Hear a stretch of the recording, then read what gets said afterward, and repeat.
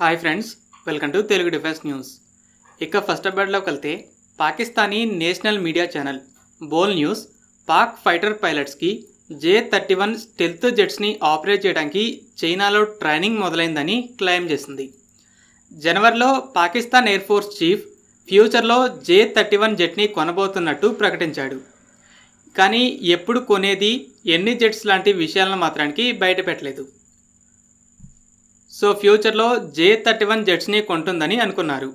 కానీ Pak media claim చేసినట్టు training మొదలైందంటే deal already sign అయి ఉండాలి. కొన్ని ఇయర్స్లోనే డెలివరీస్ కూడా స్టార్ట్ అవ్వాలి. అయితే చైనాలో J-31 డెవలప్మెంట్ స్టేటస్ గురించి ఎలాంటి ఇన్ఫర్మేషన్ లేదు. J-20 అనేది ఒక heavy category fighter jet. Heavy category jets aircraft carriers నుండి ఆపరేట్ చేయడానికి సూట్ అవ్వవు.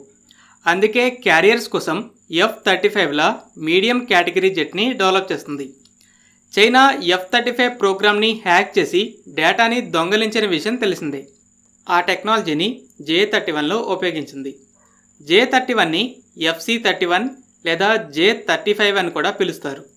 మొదట క్యారియర్స్ కోసమే డెవలప్ చేసిన తర్వాత ఎక్స్పోర్ట్ మార్కెట్లో F-35 కన్నా తక్కువ ఖర్చుతో స్టెల్త్ ఫైటర్స్ ఇస్తామని ఎయిర్ ఫోర్స్ వేరియంట్ని పాకిస్తాన్తో పాటు సౌదీ అరేబియా లాంటి దేశాలకు కూడా ఆఫర్ చేస్తుంది. పాకిస్తాన్ J-10C జెట్స్ని అప్పు కింద కొన్న విషయం తెలిసిందే. ప్రజెంట్ బాగా క్రైసిస్లో ఉంది కాబట్టి ఇలా చైనా నుండి మరలా లోన్ కిందే J-31 జెట్స్ని కొంటుండొచ్చు. డీల్ డీటెయిల్స్ అయితే బయటికి రాలేదు.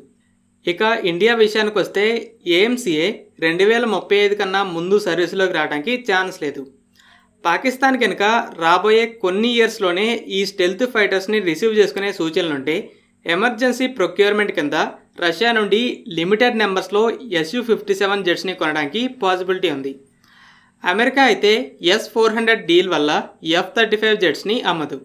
ఉన్న ఒక్క ఆప్షన్ Su-57 మాత్రమే.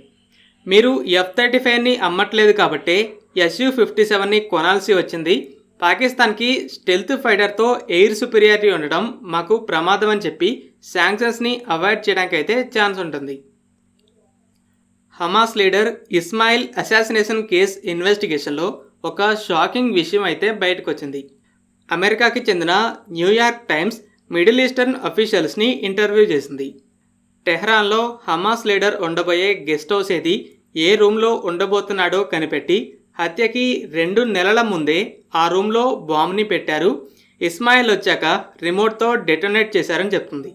ఇతను టెహ్రాన్ని విజిట్ చేసినప్పుడల్లా ఈ గెస్ట్ హౌస్లోనే ఉంటున్నాడంట. ఎగ్జాక్ట్గా ఏ రూమ్లో ఉంటున్నాడో కనిపెట్టి బాంబు పెట్టారు. అలాగే ఆ రిపోర్ట్ ఏం చెప్తుందంటే ఇజ్రాయెల్ మేమే చేశామని పబ్లిక్గా ప్రకటించట్లేదు, కానీ అసాసినేషన్ జరిగాక అమెరికా ఇతర వెస్టర్న్ గవర్నమెంట్స్కి దీనికి ఎక్స్ప్లెనేషన్ ఇచ్చింది, ఇజ్రాయెలే చేసిందని చెప్తుంది. మొసాద్ ఇంటెలిజెన్స్ అనేది ఎంత పవర్ఫుల్లో చెప్పడానికి ఇది మరో ఎగ్జాంపుల్. ఈ గెస్ట్ హౌస్ ఒక హైలీ సెక్యూర్డ్ బిల్డింగ్.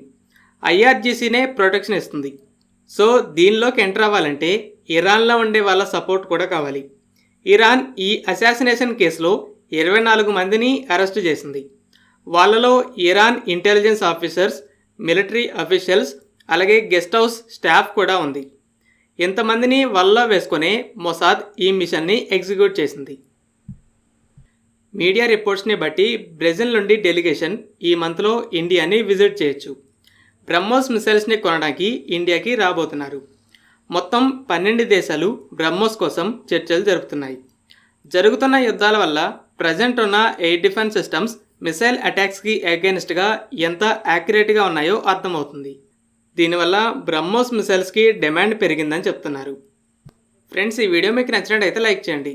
అలాగే మరిన్ని ఇంపార్టెంట్ డిఫెన్స్ అప్డేట్స్ కోసం మన ఛానల్ని సబ్స్క్రైబ్ చేసుకోండి.